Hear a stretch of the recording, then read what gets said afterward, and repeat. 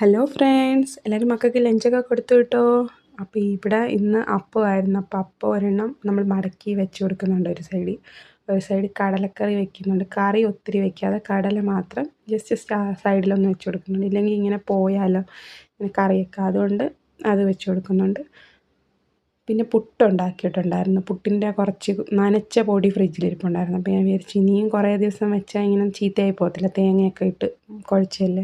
അപ്പോൾ ഞാൻ വിചാരിച്ചെങ്കിൽ പുട്ടും കൂടെ ചൂടാണ്, കടലക്കറിയല്ലേ.